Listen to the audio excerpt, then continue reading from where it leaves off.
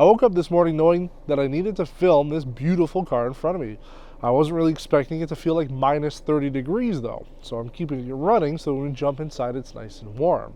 Our spotlight is on this 2019 BMW 430i xDrive Gran Coupe. It is the four-door version of BMW's two-door car, which is a two-door version of BMW's four-door car, whatever that means.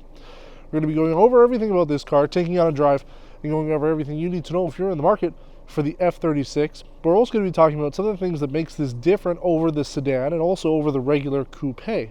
In fact, we also filmed a comparison between this and the sedan. So if you're watching this the day it comes out, you'll have to wait a few days.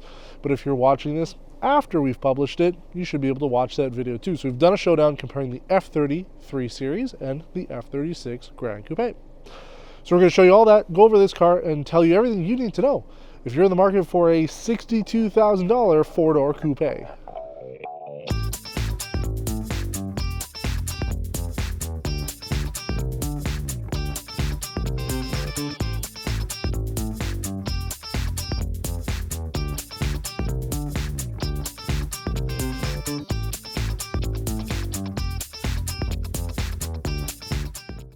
You know, I always love getting the chance to feature these cars, especially when it comes in Estoril Blue like this. It's a really great color for any BMW. But I like to drive these even though it's not fully loaded. It's not the 430i, it's not the M4, because this is what most people I think are going to be buying. If you're in the market for a BMW and you're not spending $100,000, you want to get the M version, I think a lot of people are going to be looking at this. And I do see a lot of the 4 Series Gran Coupes on the road. Don't know why. If you watch our showdown comparing the sedan and the Gran Coupe, I didn't really figure out why people would buy this over the sedan, but that's a completely different video. We'll talk about that. You can check that out if you're interested. But I do want to talk about this car. There is a lot going on with it. Here in Canada, if you're buying the 4 Series Gran Coupe, they all come with the M Sport package. I know in the United States, and I imagine pretty much anywhere else in the world, they have different trims, like basically like a comfort trim or luxury trim, and then it moves up and then it gets up to the M Sport. But I guess because we're such a small market here in Canada by comparison, that they're just offering M Sport on all of it, which I think is a great thing. M Sport gives you things like the M Aerodynamics package with a front apron, side skirts, and a rear apron with the dark shadow diffuser. You also have high gloss black kidney grills around it, LED fog lights. These are also 18-inch style 405M rims. They're not the actual ones that come on this. I think it's an older set of rims that they've used because it's winter. They took the rims off the original M Sport ones, but I actually think it really looks good on this car, so I like the rims on here. You also have the M Sport suspension, but not the adaptive suspension. You also have the Shadowline exterior, body color mirror caps, and chrome tailpipes with a black air breather on the side. So there's a lot of stuff going on the outside with the M Sport package. This car also has the premium package enhanced, which is $6,050 Canadian. You get things like auto dimming mirrors, the multi-function instrument cluster, lumbar support, heated steering wheel, heated rear seats, the alarm, blind spot monitoring, park distance control on the front and back, color head-up display, Harman Kardon audio, and comfort access. So a lot of good stuff there. Now up front we have LED headlights with the LED fog lights. They're not the adaptive headlights. You can get the adaptive LED headlights with high beam assist for an extra $1,500. I think that it would be a worthwhile package. You have to give BMW credit for putting LED lights on all of the models. It gives you much better visibility at night. Just from a safety perspective, it's good. So I think it's good that you get them from the factory standard, and then you have to pay a little bit more if you want enhanced safety like that. So it's not the worst. I'd probably recommend getting it if you want them, because we've used adaptive LED headlights on a lot of other vehicles and they really do work well. Aside from that, you do have the front radar sensor just underneath the grille area. That will get clogged up if you're driving in the winter like you are here in Quebec. On our drive home from Montreal, it actually got stuck 3 different times. We had to clear it off with our snow brush. It's one of the reasons why some manufacturers are putting everything into camera systems in the front of the windshield here. That allows you to clear it off easier. You use the wipers to keep it clear all the time, and then for winter driving it just works out better. But essentially that's about it.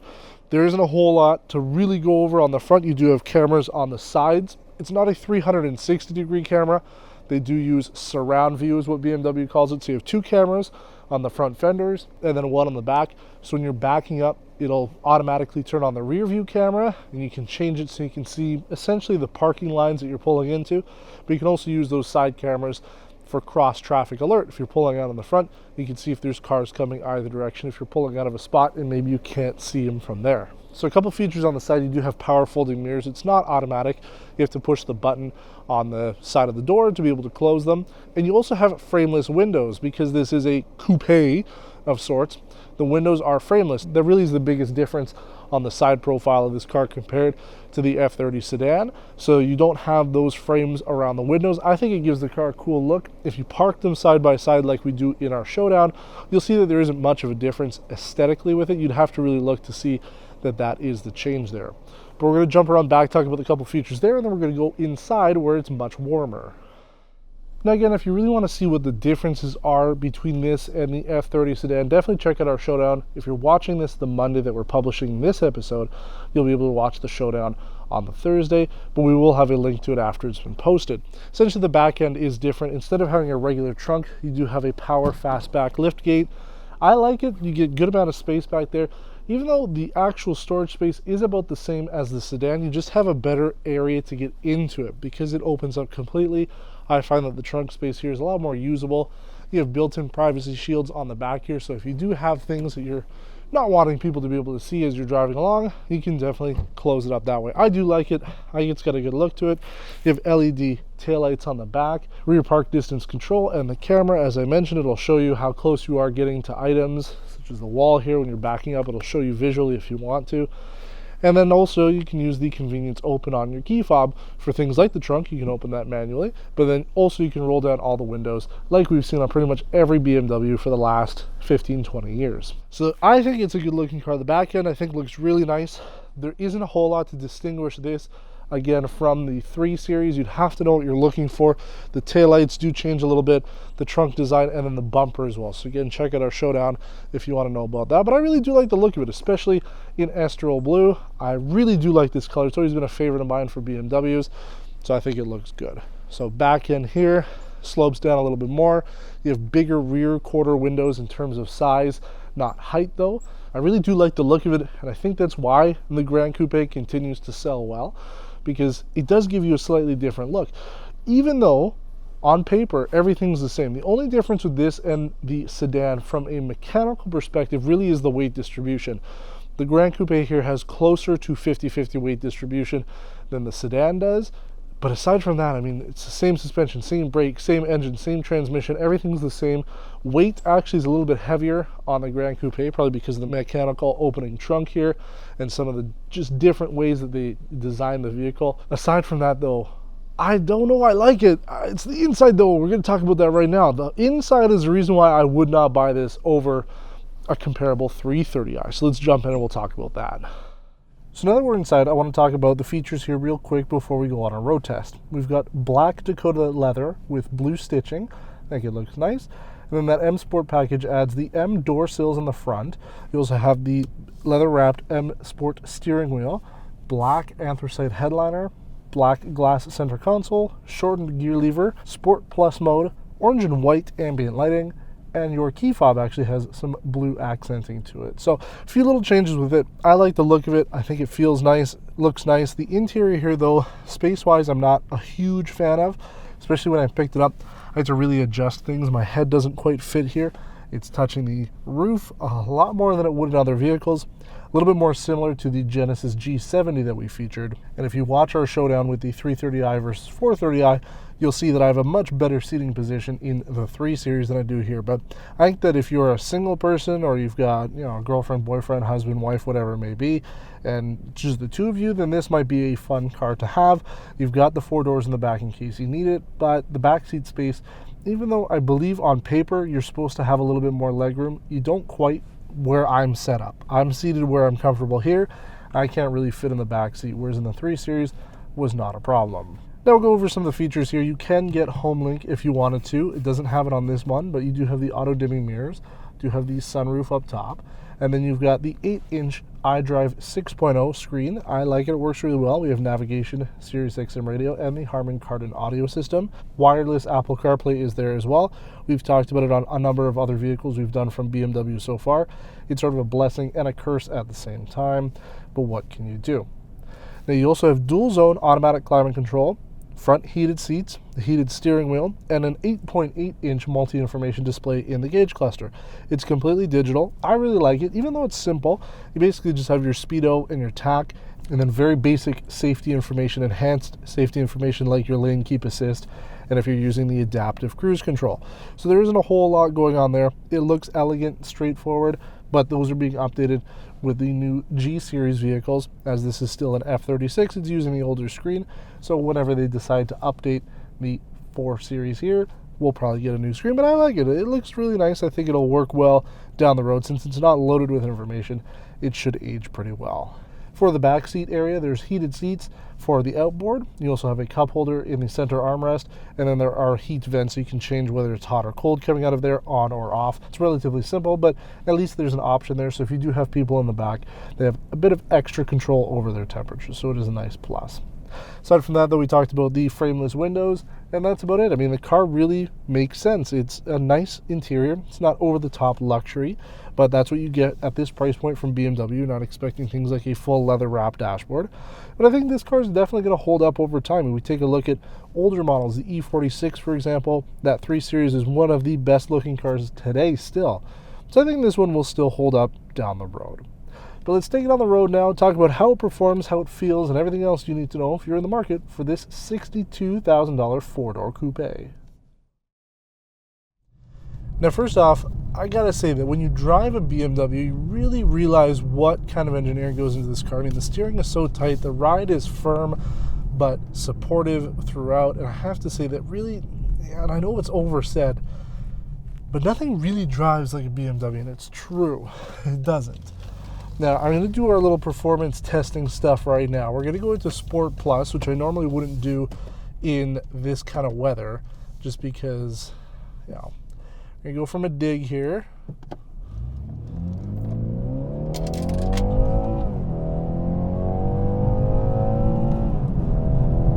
Oh, that was 100. Just I was a little late there on our notification for that, but wow, you know, picks up well enough. Maybe not the thrust that you'd want right off the launch. It felt just a little delayed, even in Sport Plus mode. So we're going to try once more, just letting the car kind of coast itself down. We only got up to 3rd gear also. I just felt that the actual launch was just a little slow here. We're going to try it once more. Putting it back into 1st from a dig. Yeah, I mean, it's 4-wheel drive, so it's kind of what you'd expect. 100, there we go. So yeah, it's in the ballpark of 5.5, I think is what this car is supposed to do. I believe the 430i xDrive is supposed to do 0 to 100 kilometers in 5 seconds, so this is going to be a little bit slower. 248 horsepower. I know it's not blisteringly fast, but I have to say that it actually does do a pretty good job. It's not a small amount of power by consumer car segment status. If you're looking at anything else in the compact segment, for the consumer grade, yeah, it's a lot of power, right? In the luxury grade, certainly it's more entry level. You can obviously have less power if you were to get something like a 320i, but the 430 is the entry level engine, at least sold here in Canada. And you know what? Driving around this week has not been bad at all. I really don't have any complaints about the power getting onto the highway, getting onto, passing people, things like that. Not an issue at all. I certainly have no complaints about it. And like I said, 248 horsepower is certainly not the quickest that we've driven, but as a daily driver, something you're not going to be putting, balls to the wall performance all the time, you're going to have a good time with it. Now, we've averaged 10.2 liters per 100 kilometers during this portion. We've driven about 500, 600 kilometers with it. We'll have our test loop numbers as well as our final numbers at the end. But, fuel economy is kind of average for what we'd expect from a luxury car. It's nothing to be excited about, to be honest, but it's in the ballpark of what we'd expect. But, I have to say that I wasn't overly excited about this car when I picked it up. And I talked about it a little bit during our walk around segment. When I got into the car the first time, I didn't really fit, right? I couldn't really get my head in. I couldn't find a good seating position. And I think that sort of changed my opinion a little bit about the car. I thought at first, well, yeah, it's a 4 Series. It's not the 440. But you know what? Over the last week, it's really grown on me. It's not meant to be anything but a really good daily driver. It's not trying to be anything else. And I think that's what I like about this car, is because it doesn't have all the power. It's got the looks, but it doesn't have all the power. It doesn't have, you know, the M adaptive suspension. It doesn't have the M Sport brakes. You're not really going to be pushing it, and that's what I really like about it. It's more of a humble vehicle, if you can call it that. And I really do like it. It has grown on me, as I mentioned. Wasn't super into it when I picked it up, but as time goes on, I could really see myself getting used to a car like this. I still don't think I'd get the 4 Series. I still like the idea of having a little bit more headroom on the 3 Series. But just everything about this car this week has been great. You know, the ride, it's smooth when you want it to be smooth. On these roads right now, there is a little bit of snow on it, and I feel very little, right? It isn't, 7 Series smooth, don't get me wrong, right? You still do have a little bit of play there, and it is a little firmer suspension, but I like the ride of it. The handling, though, is just outstanding. If you haven't driven a BMW before and you wonder why people always say the same thing about, oh, BMW, they all drive the same way, it's because you can chuck it into a corner like we're going to go do here, and it just grips. This car, and just pretty much any BMW in general, you can just do a lot more with it than you should be able to do in most other cars. Like, we're taking this pretty quick. It's also cold, minus 15 degrees. No problem whatsoever. It's like nobody's business taking this car into turns you shouldn't be doing. So that's what I like about these cars, is they perform on another level. And that's something that BMW has always been working towards, is making their cars enjoyable to drive, sporty to drive. It's not just a luxury car, but it's a luxury performance car. And again, I know 248 horsepower isn't a performance-oriented car. You can get a lot more power, especially for a lot less. But for what you're getting out of it, I'm happy with it. For a luxury class segment vehicle, if you go to a BMW meetup and you've decided you wanted to buy a 430 or even a 330, and you're worried that people are going to say, well, you didn't get the 440, tell them to take a hike, man. Honestly, if you bought this car new, I think you should be pretty happy with it. I've been really happy with it the whole time. I haven't once cared at the fact that this isn't the 40, because it just drives well. That's the whole point of a car like this, is it's supposed to give you a feeling, right? You're supposed to feel something when you drive a car. It's the reason why you're going to buy it in the first place.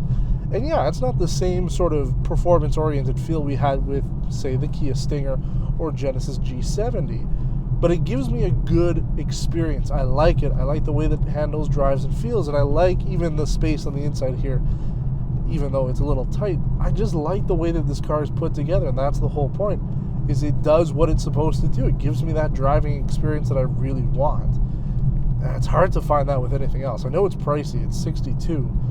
But, you know what? Now I understand why the Gran Coupés sell.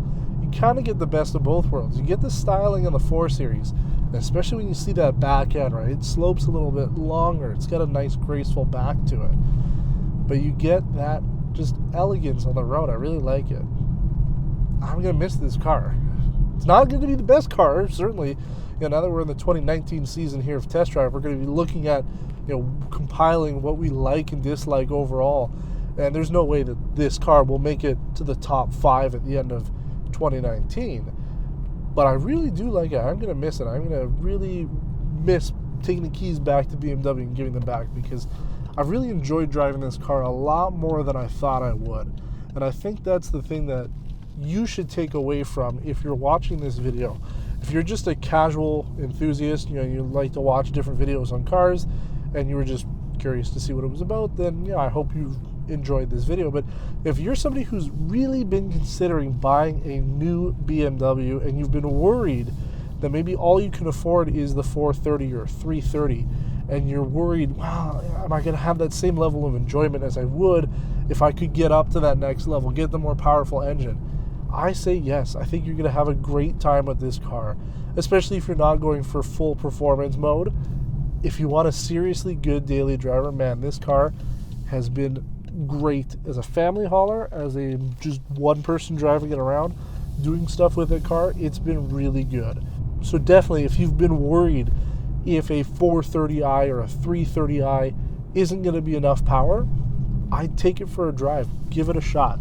And you're going to be pleasantly surprised that 250 horsepower, more or less, feels a lot better in a car like this than you might have expected. Let's talk fuel economy numbers quickly. BMW recommends using 91 octane premium fuel for all their vehicles, with a minimum of 89 octane for their cars like this. We averaged 7.4 liters per 100 kilometers, or around 31 US miles per gallon, on our 100 kilometer test loop. Our 648 kilometer week with the 2019 430i xDrive brought those numbers to 9.9 liters per 100 kilometers, or about 23 mpg. While fuel economy might not always be top of mind for these luxury class vehicles, the added cost of premium fuel and the fuel range will have an impact on your wallet regardless. Now let's talk about some of our likes and dislikes. First off, I think it's great that BMW sells only the M Sport models here in Canada, giving consumers the best looking trim for this model.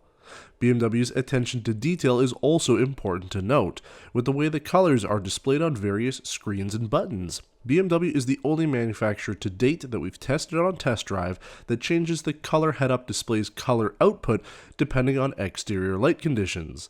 White numbering during the day, but a softer orange for better nighttime visibility once the sun sets.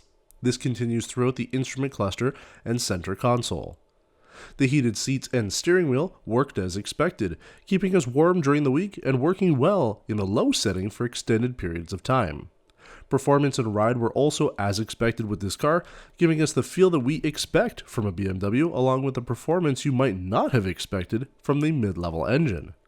And finally, how can we forget iDrive, with the excellent surround view camera system and class-leading navigation and audio quality. With BMW's move to iDrive 7 for G-Series vehicles, we can only expect even better things from BMW's onboard infotainment system. And while we finally compile our lists of dislikes and likes, we start to see why the 4 Series Gran Coupe is such a hot seller, despite it being a $5,000 premium over a similarly equipped 3 Series sedan. We can't knock the visibility or interior space since we expected it from this car, so our only major dislikes about it come from Apple CarPlay, which is likely more of an Apple problem than a BMW one, and the lack of a cold weather package on a car like this. During the winters here, we often have to go through a lot of windshield washer fluid, but this 4 Series doesn't have a heated reservoir or wiper blade defrosters, making the actual cleaning process more dangerous than driving with a dirty windshield in the first place. There's no doubt that the 2019 G23 Series is a serious step forward for the brand, and we expect the 4 Series to follow suit in a year or two like it has historically. Even without the latest and greatest tech and specs, this 2019 BMW 430i still lives up to being the ultimate driving machine.